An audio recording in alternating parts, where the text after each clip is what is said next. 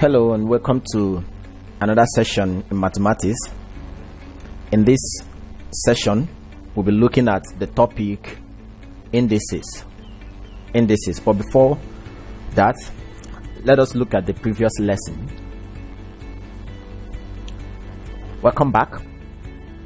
In this lesson, we'll cover areas like laws of fractional index, and we'll look at equations involving indices, and then we'll look at equation involving decimal powers and bases. Okay, so let us start with the last law of indices, called the fractional law of indices. Fractional law of indices. The fractional law of indices states that when we have a raised to power x over n is simply the nth root of a raised to power x. That is to say, if we are given a problem like 8 raised to power 1 over 3, all you need to do is to find the cube root of 8 raised to power 1, and that will give us what? 2.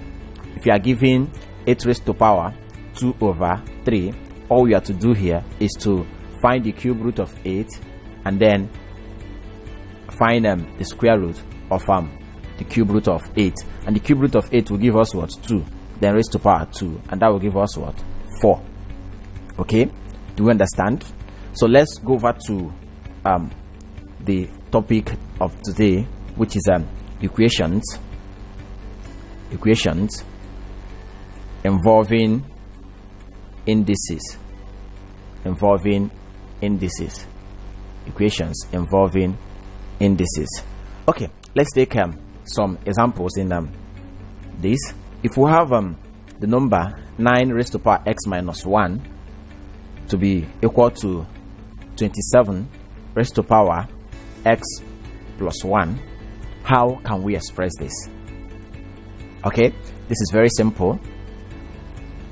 All we need to do here is to express the bases to be of the same form. So we break down the bases here. Here we have 9 and here we have 27. We break them down to be what? Of the same base. Then we can be able to simplify the equation. Okay, and remember that 9 is equal to 3 raised to power 2. Is that correct? 3 raised to power 2 will give us 9, and we have the power here to be x minus 1. Close the bracket, and this is equal to 27 is equal to 3 times 3 times 3. 3 times 3 will give us 9. 9 times 3 will give us 27. So we have 3 raised to power what? 3.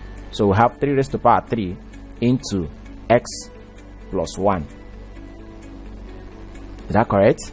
Yeah, at this point they now have the same base, so we cancel out the bases and we are left with 2 into x minus 1 to be equal to 3 into x plus 1. Okay, let's open up the bracket. 2 times x will give us 2x. 2 times minus 1 will give us minus 2. 3 times x will give us 3x. And 3 times 1 will give us what? Plus 3. Okay, so we collect like terms. We have 2x and 3x, and we have minus 2 and what? And 3. So collecting like terms, we have minus 2 minus 3 to be equal to 3x minus 2x. You know how we got that? We have minus 2 here. This 3 crossing the equality sign becomes a negative 3, and then we have 3x here. This 2x crossing over becomes a negative 2x. So we have here to be minus 5 to be equal to 3x minus 2x will give us what? X. So our x is equal to what? Minus 5. Do we understand? Okay, so let's quickly take another example. Number 2, assuming we are given 4 raised to power c minus 1 to be equal to 4 raised to power 3, all we need to do here is to eliminate these bases since they are of the same base. Therefore we have c minus 1 to be equal to 3, and our c is equal to 3 plus 1. C is equal to 4. Okay, then number 3, if we are given the number 16 over 81 raised to minus 3 over 4. How do we express this? Okay, we have the law of negative index and the law of fractional index joined together in this question. So what do? We first apply what? The law of what? Negative index, which is this minus here. So we have 1 over 16 over 81 raised to power 3 over 4.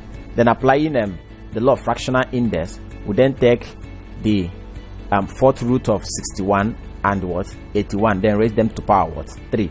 So therefore we have 4th root of 16 over what? 81, then raised to power what? 3. Is that correct? Therefore we have 1 over 4th root of 16 is 2, 4th root of 81 is 3. How sure am I? 16 is equal to 2 times 2 times 2 times 2. So times 2 is 4, 4 times 2 is 8, 8 times 2 is 16. So that's how the 4th root of 16 is 2. Then for 81, 3 times 3 is 9, 9 times 3 is 27, and 27 times 3 is 81. Okay, so let us go on. We have our power here to be what? 3. So we have 1 over the cube root of 2 is what? Is 8. 2 times 2 times 2 give us what? 8. And then the cube root of 3 is 27. 3 times 3 is 9, 9 times 3 is 27. So we have 27. And then at this, what do? This is equal to 1 over 8 times 27 over 1. Remember, this 27 here has 1 under it, and therefore we have 1 times 27 will give us 27, and then 8 times 1 will give us what? 8 as what? Our answer. And that's the answer for this. So let's go over to decimal powers. Let's go over to decimal powers and basis. Decimal powers and basis. When the base or power of any indices problem involves a decimal, the best way to handle it is to convert such decimal into what? Fractions before solving. The answer may be converted back to what? Decimal. Okay, I want you to note that. Now, for instance, if we are given an example, 81 over 100 raised to power 0.5. What do we do to this? First of all, we need to convert this fraction. We need to convert this decimal to what? To fraction. We need to convert this decimal to fraction. How do we do that? 0.5 is the same thing as 1 over 2. Okay, 0.5 means half. So 1 over 2 will give us what? 0.5. Is that correct? Yeah. So at that we then have that 81 over 100 is now raised to power what? 1 over 2. And this is now what? The law of fractional index. Then we now apply the law, which is the square root, of 81 and what? 100. Square root of 81 is what? 9. Square root of 100 is 10, and that's what? The answer.